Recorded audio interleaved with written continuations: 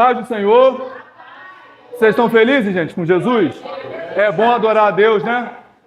É bom adorar a Deus, né? Adoramos a Deus, louvamos ao seu santo nome e agora vamos refletir em sua palavra. Todo mundo já está com a Bíblia aberta no livro de Efésios? Muito bom. Sempre quando eu falo isso, eu tenho vontade de fazer a piadinha. Vou fazer.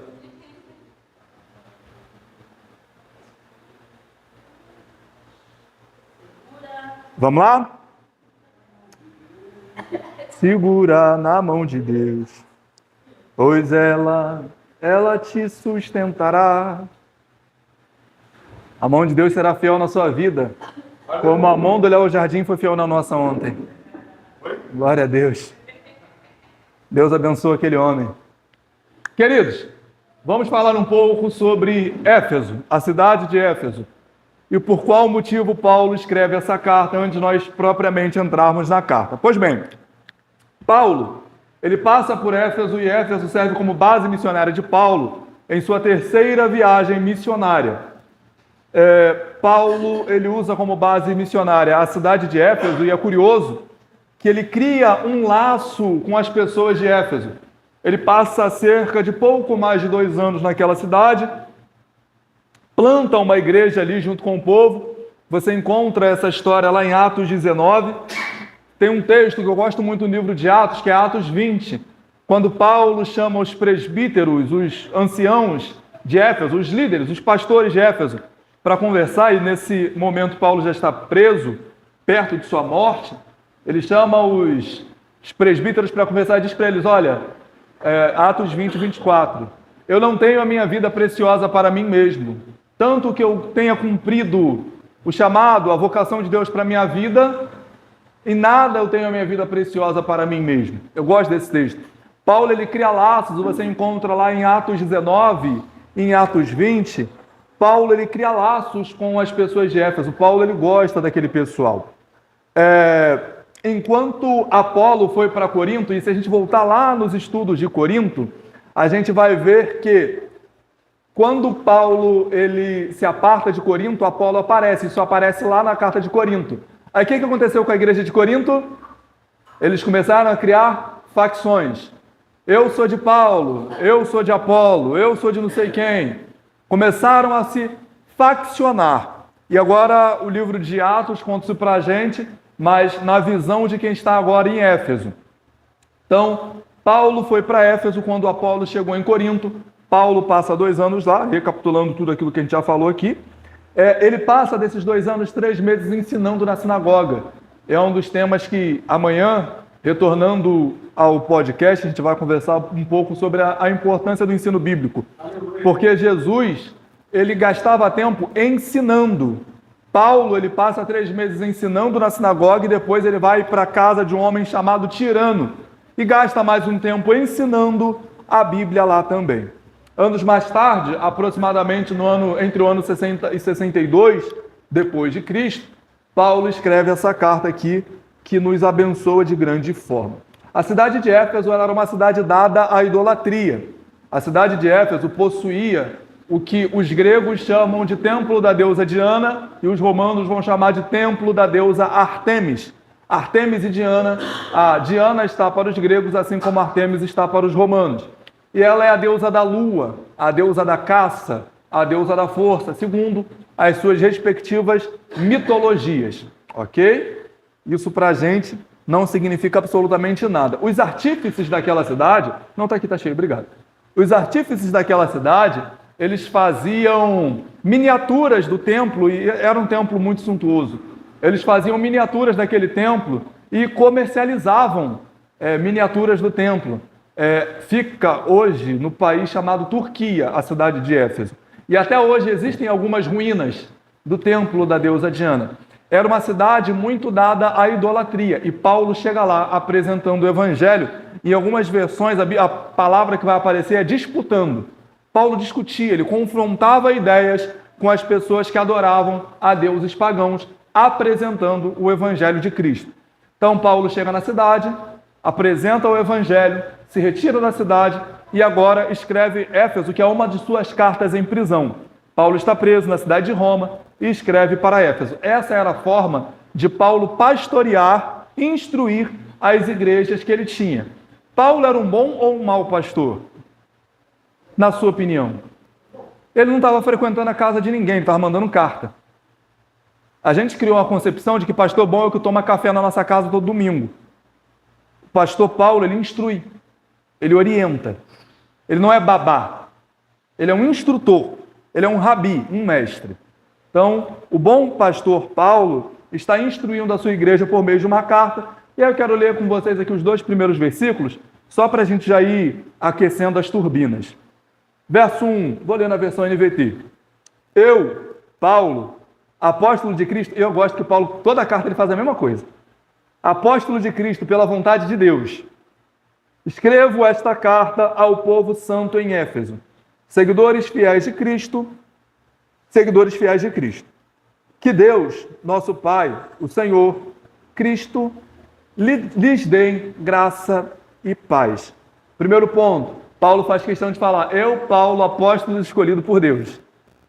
Preciso bater na mesma tecla que nós batemos quando começamos Gálatas, ou quando começamos Coríntios? Acho que não, né? Apóstolo é aquele que foi escolhido por... Não dá para um homem se autonomear apóstolo. É a mesma coisa que agora você sentar no seu sofá e falar assim, pronto, a partir desse momento eu sou o presidente da República do Brasil. Ou presidente da República Federativa do Brasil. É verdade? Por mais que você se sinta...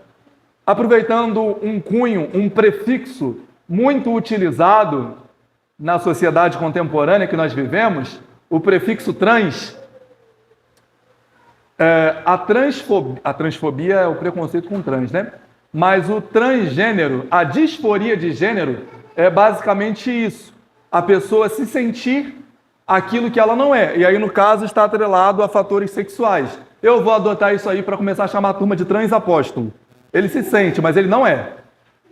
É o transapóstolo. Quem sabe eu não vou cunhar um termo que vai fazer sucesso, né? Vou patentear e a igreja ganha dinheiro com isso. A gente investe em obra missionária e o reino sai ganhando. Apóstolo bom é apóstolo morto, irmão. Não existe apóstolo nos nossos dias. E aí, eu estava conversando com alguém esses dias, eu falei de um livro do filósofo chamado Mário Sérgio Cortella. Eu gosto de filosofia. Não é religião, é filosofia. Eu gosto de filosofia, leio o livro de alguns filósofos. E um livro dele me chamou a atenção, que chama Por que Fazemos o que Fazemos. E esse livro me chamou a atenção para muitas coisas que a gente faz inconscientemente. Você quer ver uma coisa? Fica de pé, César, por favor. Vá até seu irmão Hélio e o cumprimente como um bom cristão.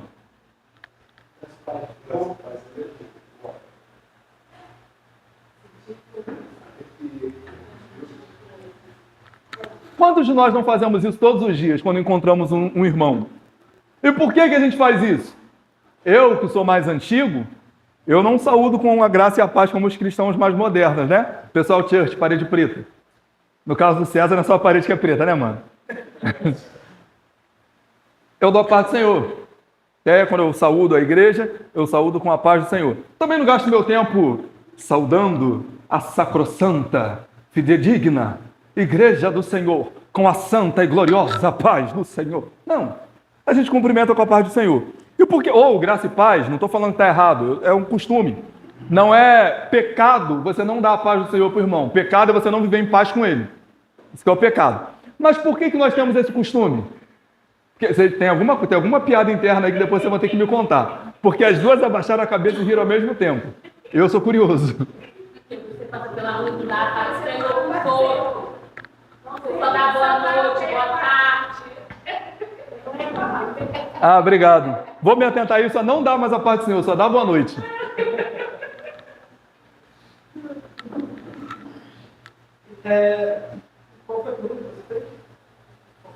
Por que a gente cumprimenta o irmão com a paz do Senhor? Eu acho que a inspiração vem das cartas paulinas. Sim.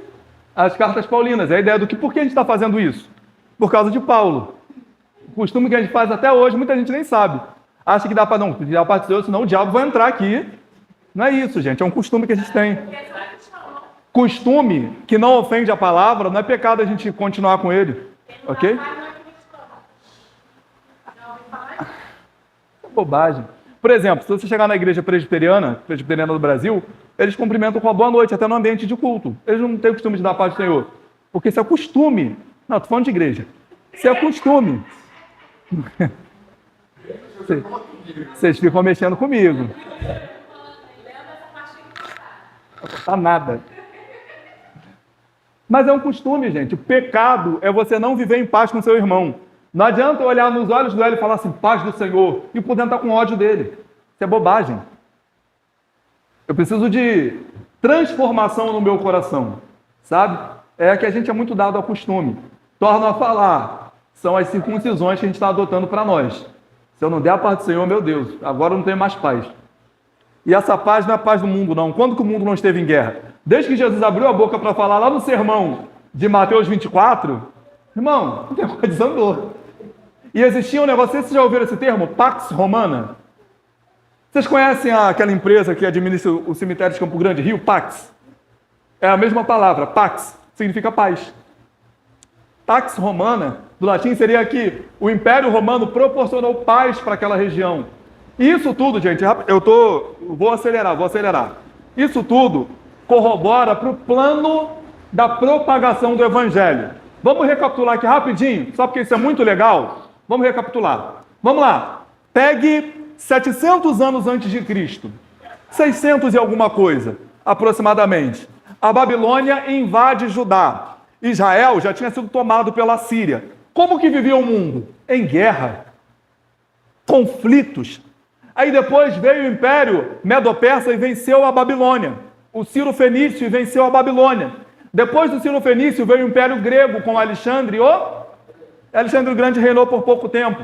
Mas um legado ele deixou muito grande, que foi a helenização. O que é o processo de helenização? Além da cultura, a linguagem. Então agora todas as pessoas naquela região aprendiam o mesmo idioma. É por isso que o Antigo Testamento ele é escrito em hebraico e um pedacinho em aramaico, e todo o Novo Testamento é escrito porque todas as pessoas falavam aquela língua, todas não, mas grande parte daquelas pessoas falavam a língua grega. Então, o Império Romano, quando ele assumiu não é falar a Idade Média, não é a Idade Média.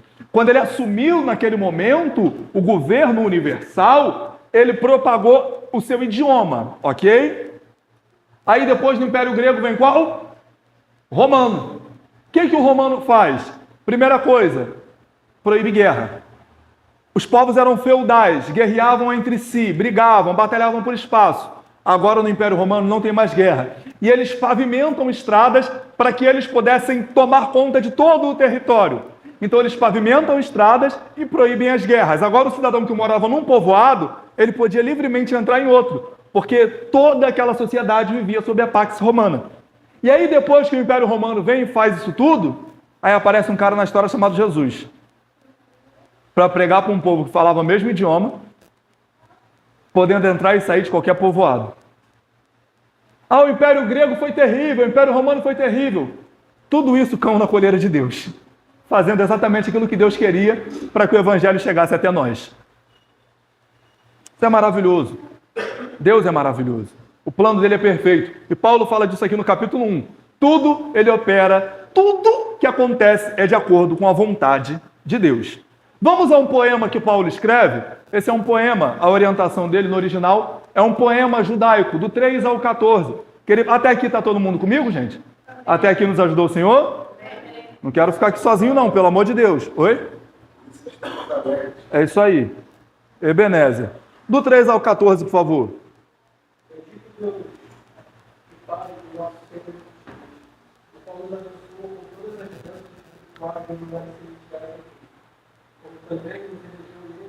Antes da fundação do mundo, para ser santo e reconhecido diante dele em caridade.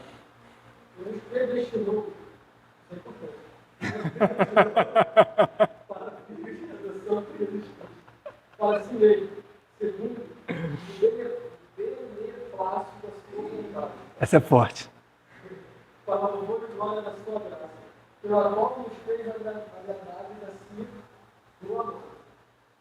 Temos a redenção pelo seu sangue, a remissão das ofensas, segundo as riquezas da sua graça, que ele fez habitar para conosco em toda a sabedoria e prudência, distribuindo-nos o mistério da sua vontade, segundo o seu beneplácito, que propusera esse nível, de tornar a congregar em Cristo todas as coisas, na dispensação da plenitude dos tempos, tanto as que estão nos céus como as que estão na terra. Nele digo, em que também fomos feitos heranças, havendo sido predestinados conforme o propósito daquele que fez todas as coisas, segundo o conselho da sua vontade, com o fim de sermos para o louvor da sua glória, nós, os que primeiro esperamos em Cristo, em quem também vós estáis, depois que ouvistes a palavra da verdade, o evangelho da vossa salvação, e tendo nele também crido, pois selado pelo Espírito Santo da promessa, o qual é o penhor da nossa herança, para a redenção da possessão de Deus, para o louvor da sua glória. Amém. Obrigado.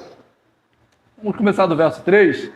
E, como diria aquele teólogo famoso, vamos por partes. Começar do verso 3.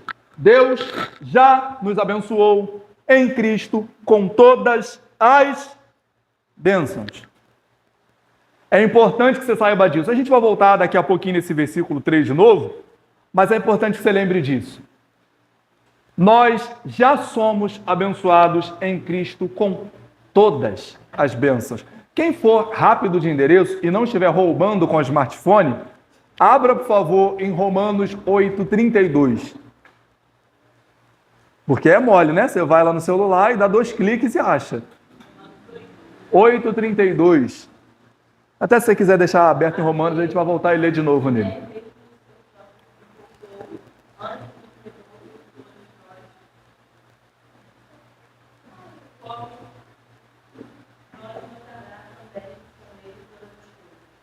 Aquele que nem mesmo seu filho poupou, mas entregou o seu filho por todos nós, como nele também não nos dará todas as coisas. Paulo está falando do mesmo Deus, que nos abençoou com todas as bênçãos espirituais em Cristo Jesus. Você não vai ser abençoado, você já é abençoado. Você lembra quando Balaque tentou contratar Balaão para amaldiçoar o povo de Deus? Lembra? Balaão até tentou. Mas o que ele teve que admitir? Que ele não podia amaldiçoar aquele que por Deus era abençoado. E você está com medo de passar debaixo da escada, né? Está com medo de quebrar o espelho para não ter azar. Meu Deus, sexta-feira 13 e eu vi um gato preto na rua.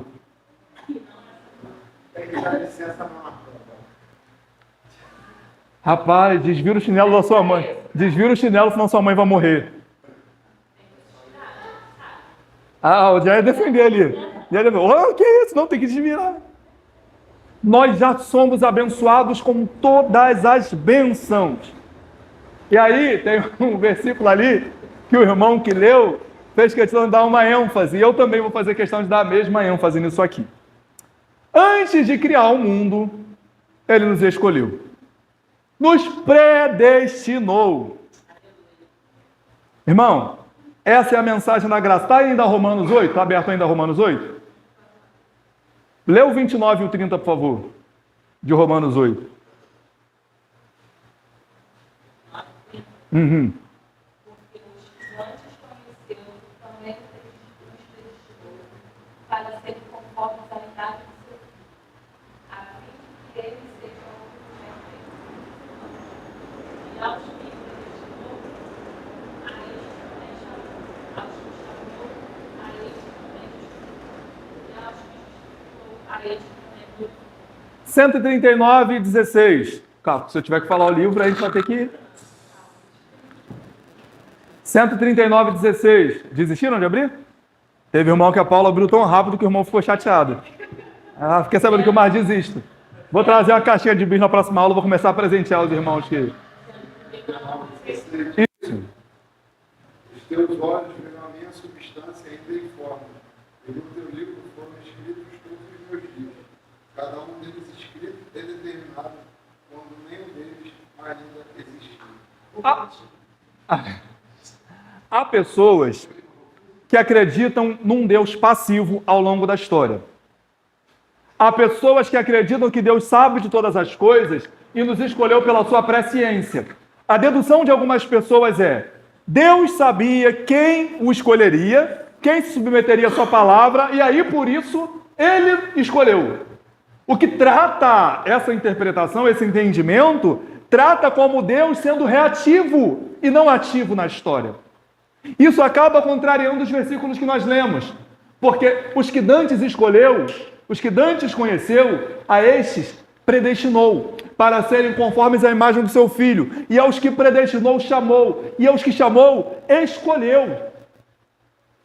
Jesus Cristo, quando ele estava ensinando lá no Evangelho de João, disse assim: vocês acham que escolheram a mim? Não, eu escolhi vocês. Essa é a maior mensagem de graça que nós podemos escutar. A maior de todas. Nós não tínhamos capacidade de escolher esse Deus.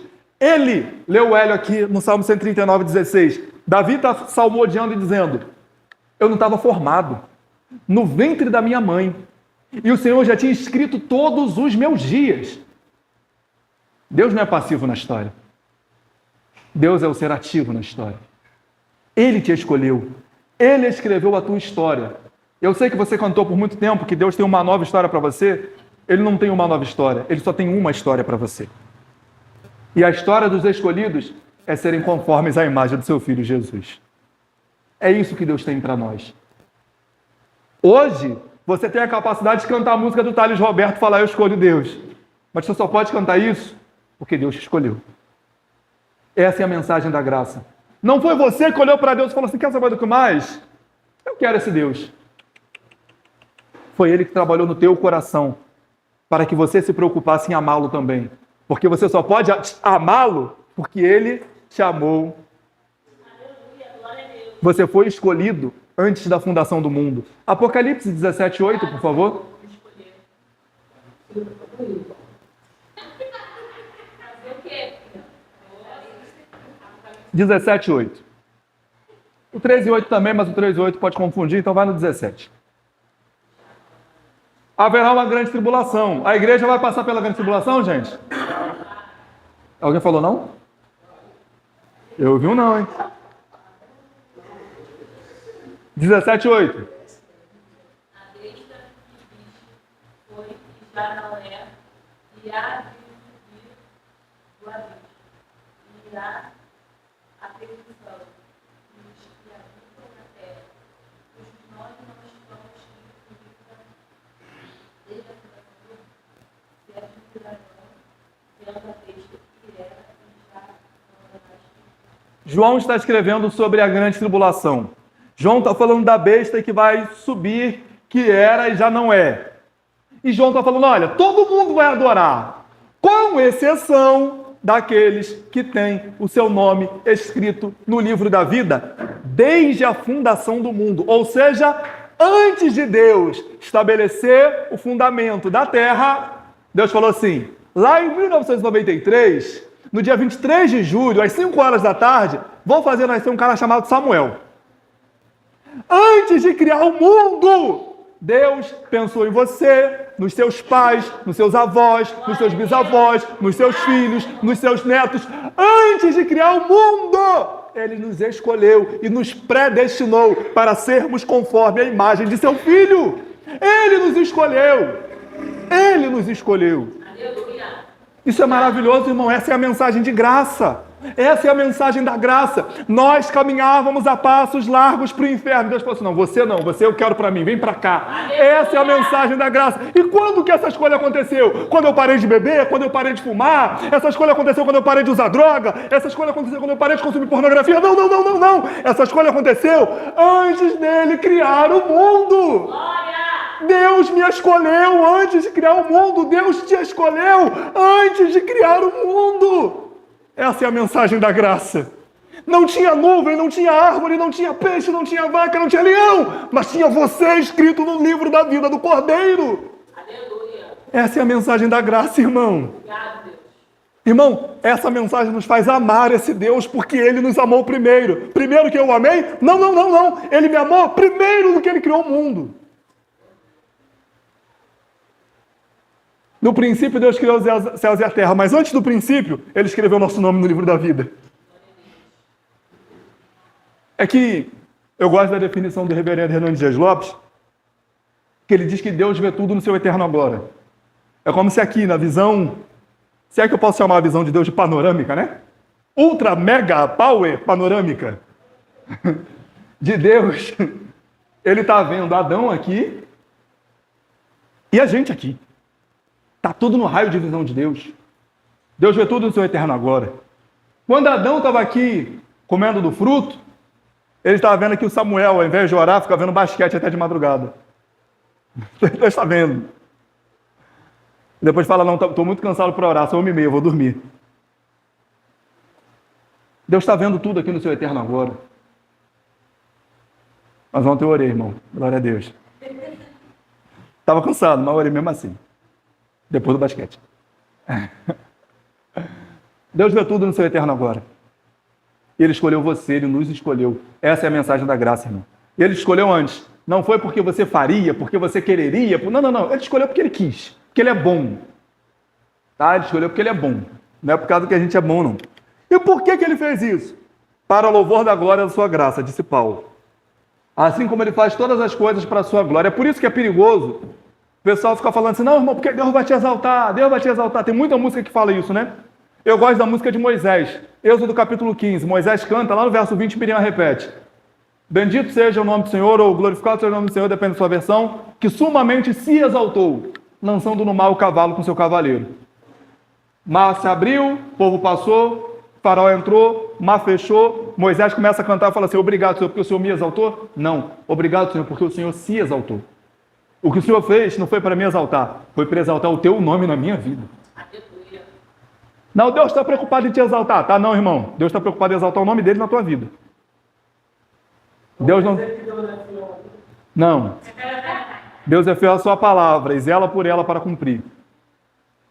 Aquela música mais antiga, né? Da Esla, aquela... Tu és fiel, Senhor, meu Pai Celeste.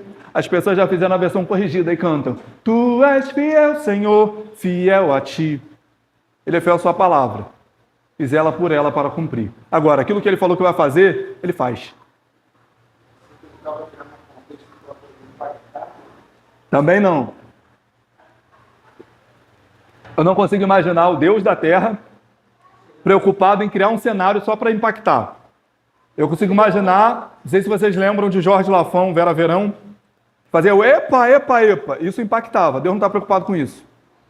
É porque as pessoas estão criando um Deus segundo a sua própria concupiscência. E acha que a preocupação dele é a preocupação de Deus. Estava conversando com a Paloma de um negócio que me caiu a ficha, eu acho que me caiu a ficha recentemente, e eu lembrei de um versículo, a justiça do homem ou a vingança do homem não produz, a ira do homem não produz a justiça de Deus. Eu vou lá, a minha ira não produz a justiça de Deus. Deus é justo. Deus é justo. Ponto, acabou. Entendeu? Não está preocupado em te exaltar. Quer ver um negócio legal? A gente está com a Bíblia aberta em Efésios 1, né? Gente, eu tenho mais 15 minutos. Vamos lá. Efésios 1. Alguém abre rapidão. 2 Coríntios 1. Alguém abre rapidão. 1 Pedro 1. 1 de Pedro 1. 1 de Pedro 1. 2 Coríntios 1. 1 de Pedro 1. 2 Coríntios 1. Efésios, quem está? Kézia está. Kézia, lê o 3 e o 4, por favor. De Efésios 1. Bendito Deus e Pai do nosso Senhor Jesus Cristo, que tenha nos dado a coração espiritual nas regiões celestiais de Deus. Assim como nos escolheu, desde antes da fundação do mundo, para sermos santos e irrepreensíveis perante a Ele e em amor. 2 Coríntios 3 e 4.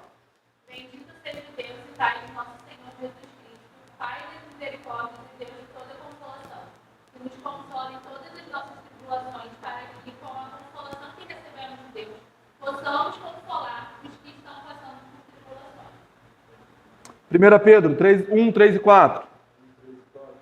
Bendito seja Deus e Pai de nosso Senhor Jesus Cristo, segundo a sua grande misericórdia, nos regenerou para uma viva esperança, mediante a ressurreição de Jesus Cristo dentre os mortos, para uma herança que não pode ser destruída, que não vira manchada, que não murcha e que não está reservada nos céus para vocês. Paulo, ele estava onde quando escreveu a carta aos Coríntios? Aos Coríntios não, desculpa. Aos de Éfeso. Baguncei você, meu Deus, escreve Coríntios, eu não sei. Aos de Éfeso, na prisão. A carta onde Paulo estava na prisão.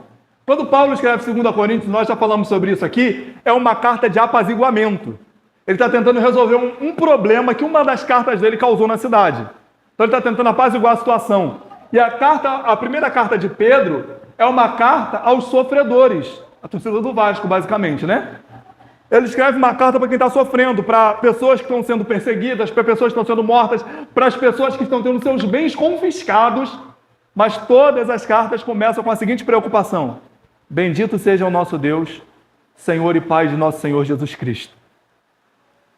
Independente do que eles vão tratar, a carta sempre começa com doxologia ou a carta sempre começa com adoração.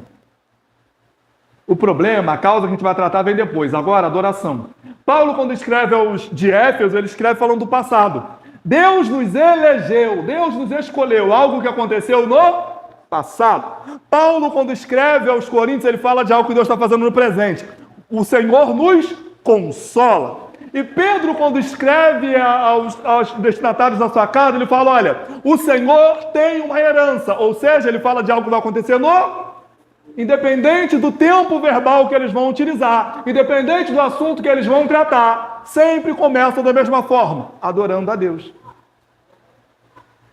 Por isso que a gente não bota o grupo de louvor para cantar depois da pregação. A gente bota na frente. Porque a gente entende que começa adorando a Deus. E aí tem que saber também se os nossos louvores são adoração a Deus, né? É muito engraçado. Acontece sempre com a Manu. Manu, eu gostei muito dessa música, mas ela não é muito cristocêntrica, não. Eu gostei muito dessa música, mas ela não é tanto de adoração assim. Não, a gente pode gostar de música congregacional. Renova-me, gente. É uma bela música. Renova-me, Senhor Jesus, já não quero ser igual. Não, não é uma música de adoração, né? É uma oração. É uma daquelas músicas que eu acho que alguém abriu do coração para Deus. Me parece uma oração, mas não é uma música de adoração. Então, antes de qualquer coisa, reconheça que esse Deus é digno de honra, de glória e de louvores. Ele comprou a nossa liberdade. Quando eu estava lendo isso aqui, eu lembrei, tem um comercial na Cazé TV, que é uma TV no YouTube, que ele anuncia a Eurocopa. E o comercial é o seguinte, ele está ligando para os vizinhos e falando, olha, ô dona Dalva, ô dona Jurema, ô seu Zé, a gente vai transmitir aqui a Eurocopa na Cazé TV. E vai ser de graça, de graça. E no final ele fala assim, de graça para vocês, né? Porque eu estou pagando. Eu lembrei, gente, quando eu vi esse comercial, eu lembrei na hora do Evangelho. De graça pra gente, mas para Jesus não foi de graça, não. Ele pagou o preço. Dá até para pregar Jesus falando do YouTube. Você só precisa se inscrever no canal, irmão. O conteúdo é de graça. Se você gostar muito, compartilha com alguém. Pronto, você prega o Evangelho usando o YouTube. Ativa o sininho para receber as notificações.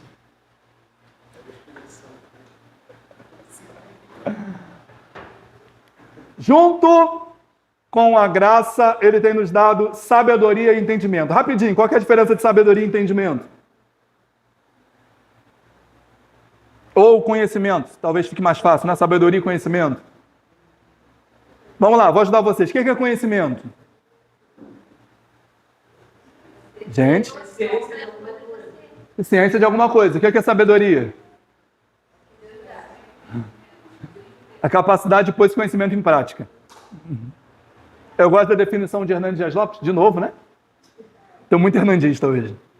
Sou hernandista de 5 pontos. Ele fala que sabedoria é a capacidade de olhar na ótica de Deus.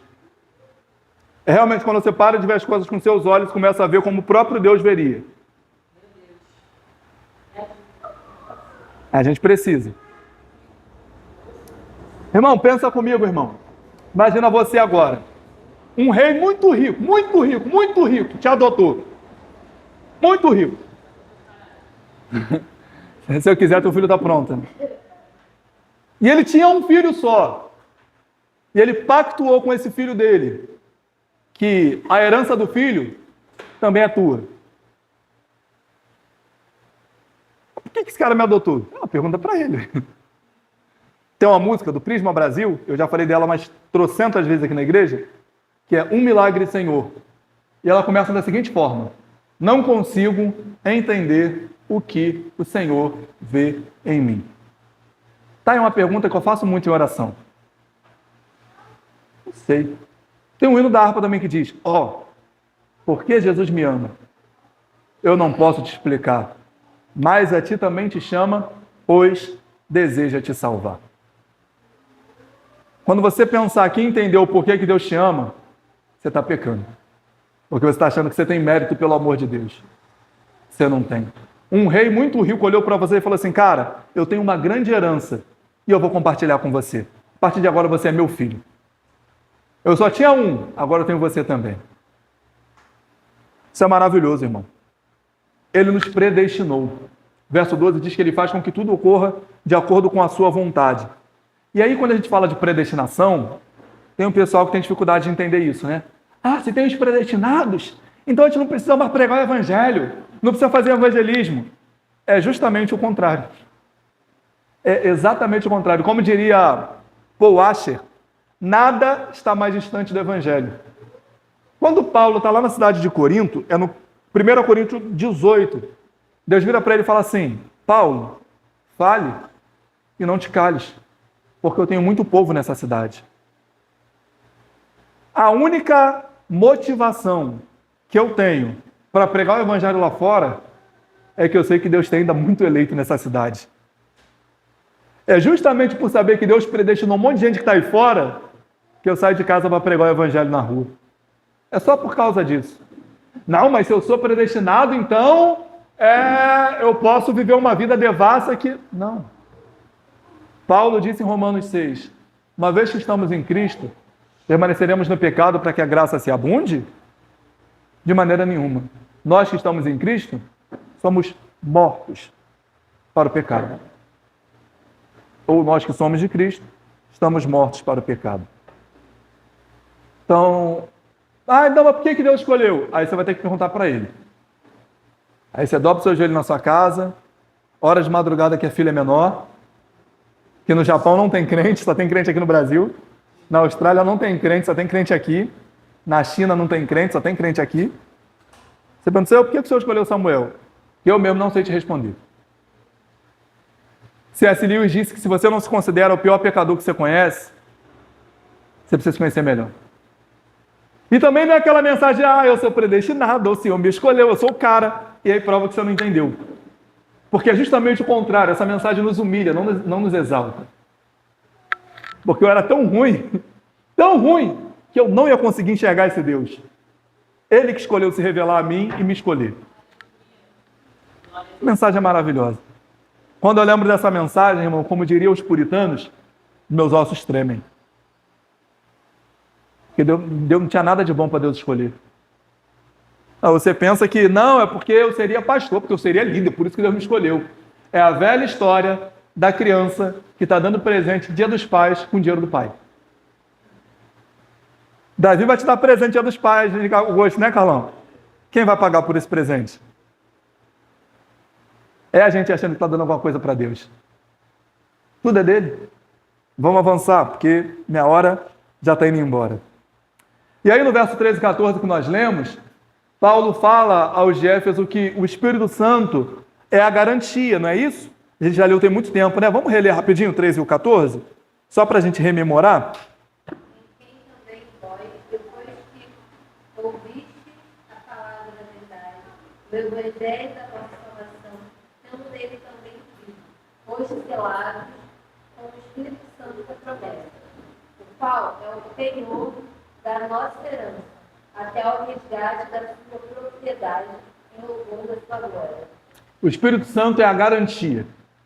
Tem um texto, e essa aplicação é do reverendo Augusto Nicodemos, em Gênesis 45, quando José ele manda alguns carros com alguns bens irem até a casa de Jacó para buscar Jacó. Num primeiro momento, quando os filhos de Jacó chegam para Jacó e dizem: José, teu filho está vivo, fica meio receoso, mas quando ele sai e vê tudo aquilo que José tinha enviado, porque assim, eles foram com uma pequena quantidade de dinheiro para comprar comida, porque estavam passando necessidade, fome, tinha fome na cidade. E eles voltaram com carruagens reais, com os carros de Faraó, com um monte de mantimento. Quando Jacó viu tudo aquilo que seu filho tinha enviado, ele creu que o seu filho estava vivo. Jacó sabia que José estava vivo por aquilo que José tinha enviado. Aí Jesus Cristo, lá em João capítulo 15, no verso 26, diz o seguinte: eu vos deixarei o Consolador, o Espírito Santo, e este testificará de mim. Aí Paulo vai falar em Efésios que ele é o penhor, ele é a garantia. Como que nós sabemos que ele está vivo? Por aquilo que ele enviou, o Espírito Santo. Ele é a nossa garantia. Quando se pensar em duvidar de Jesus, lembre-se que o Espírito Santo habita em você. Esse é o penhor, essa é a garantia que Jesus está vivo e vai voltar para nos buscar. Vamos para a oração final de Paulo? Do versículo 15 até o versículo 23. Eu não quero tomar bronca aqui por passar do horário. Pelo que eu vi, eu também espero que vós, a fé tem que vós a Senhor Jesus e a nossa caridade para o Espírito Santo, não cesse de dar graça a Deus por vós, lembrando das nossas orações. Para que o Deus do nosso Senhor Jesus Cristo, Pai da glória, dê seu conhecimento do Espírito de sabedoria e de revelação, iluminar os olhos do nosso entendimento, para que saibais qual seja a esperança da sua vocação e quais as riquezas da glória da sua herança no céu. Qual a sua excelência e grandeza do seu poder sobre nós. Pedro, segundo a operação da força do seu poder, que manifestou em Cristo, ressuscitando os mortos, e pondo a sua direita no céu, acima de todo o principado, todo poder e potestade, domínio, e de todo o nome e sinônimo, não só de certo, mas também no vindouro, sujeitou todas as coisas às suas pernas, e sobre todas as coisas o construiu como cabeça da igreja, que é o seu corpo, a plenitude daquele que tem tudo em tudo. Amém. Então, a fé e o amor da igreja de Éfeso faziam com que Paulo desse graças a Deus. Leia-se amor também como todo o cuidado, zelo, pelo qual eles trabalhavam e cuidavam uns dos outros. Nós conversávamos ontem e eu fiz a seguinte pergunta para o César. César, quantos ingredientes precisa para fazer um café? Alguém sabe me responder? Quantos ingredientes você precisa para fazer um café? Quantos? 2. Quais são esses ingredientes? Água e pó de café, né? Tem que explicar porque está sendo filmado. Água e pó de café. Então você precisa dos 2 ingredientes, independente da sua proporção. Há quem gosta de café mais forte, como eu. Há quem gosta de café mais fraco, como alguém que precisa de oração. Mas independente da proporção, os ingredientes são água e pó de café. Tá ok. Se você não tiver o pó, mas tiver bastante água, você faz café? Se você não tiver água, mas tiver bastante pó, você faz café? É necessário que você tenha, assim caminha, conhecimento e zelo. Não adianta você ter muito conhecimento e nenhum zelo. Não adianta você ter muito zelo e nenhum conhecimento. Não gera o resultado final. Não, mas aquele cristão ele é muito zeloso. Mas ele possivelmente está seguindo outra religião, não o cristianismo, porque ele não conhece o cristianismo. E deixa eu te falar, quem não conhece Cristo, não vai para o céu não. Não, mas ele tem muito conhecimento. Mas conhecimento sem a prática, sem o zelo, sem o cuidado, sem o ofício, serve para nada. Hélio me mandou esses dias um negócio, eram os 10 mandamentos do teólogo. E um dos mandamentos era não confundir a ortodoxia com a ortopraxia, não sobrepujar o conhecimento à prática. Não adianta a gente vir para cá e saber tudo e lá fora não praticar absolutamente nada. Essas coisas precisam caminhar lado a lado. Oro para que o coração de vocês seja iluminado. E aí vocês pegaram, se quem prestou atenção, pegou a deixa da minha oração, né? Porque eu oro exatamente esse versículo aqui. Senhor, ilumina o nosso coração. Não sei se vocês já perceberam. Ilumina o nosso coração, dá luz ao nosso coração. Eu não tirei essa informação da minha cabeça. As fontes não são as vozes da minha cabeça, nem Arial. Efésios capítulo 1. Paulo fala, ilumina o coração do povo. Eu oro para que Deus ilumine o vosso coração, para que vocês entendam qual é a esperança. Que pode parecer bobo, né, essa oração de Paulo. Ou como assim? Para que a gente saiba qual que é a nossa real esperança. Irmão, olha para a igreja brasileira. Olha para a igreja brasileira. Foi hoje. César compartilhou comigo um vídeo de um rapaz cantando um corinho. E não falava o nome de Jesus. Jesus passava longe. Tinha um varão, tinha um marido, tinha um vício, tinha uma filha, tinha depressão, só não tinha Jesus. As pessoas, em grande maioria, não sabem qual é a nossa real esperança. Qual é a nossa real expectativa. Qual que é a sua real esperança? Qual que é a sua expectativa? Tá, vou te ajudar. Tem hino da harpa que dá um baita spoiler. Essa é a nossa esperança. Ano após ano, e principalmente influenciado pela teologia da prosperidade, que é um câncer no nosso meio, a gente começou a ter outras expectativas, outras esperanças que não seja essa, a volta de Cristo. Porque a única possibilidade de nós termos uma vida isenta de dor, isenta de problema, isenta de boleto, é na volta de Cristo. A realização de vida... Lá é o paraíso, irmão, não tem um boleto. Não vai ter ninguém assim, mãe, mãe, ô mãe, ô mãe, ô mãe, ô mãe, ô mãe, mãe, ô mãe. Vai ter. Todos com amor fraternal.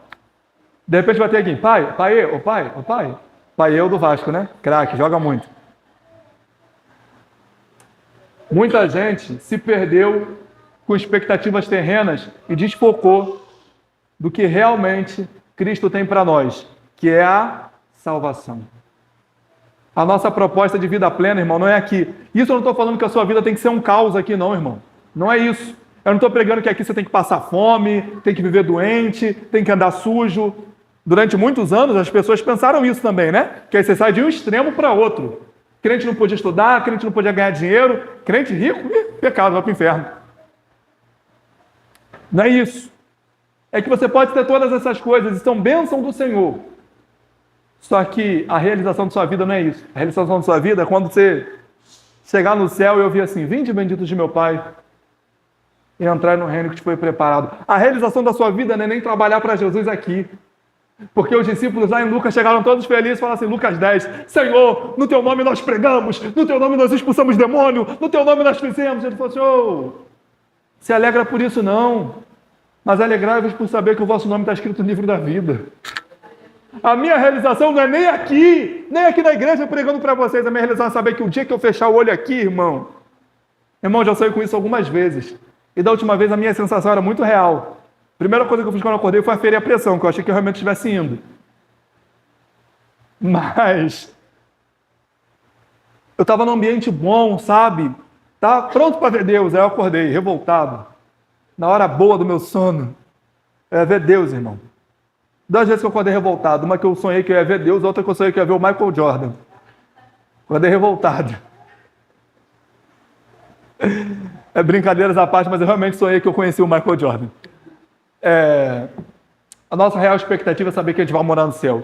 Não deixe nem por um instante somente desfocar disso. Você pode trabalhar, pode estudar, pode ganhar dinheiro, faça filho, faça faculdade, 5, 6, 20 filhos, quer dizer, faculdades, fique à vontade, mas não esqueça que o plano e o propósito de Deus para a sua vida é que você passe por aqui. O plano de Deus nunca foi tirar o povo do Egito e deixar no deserto. plano de Deus era tirar do Egito, transitar pelo deserto, mas chegar na terra prometida. O plano de Deus não mudou.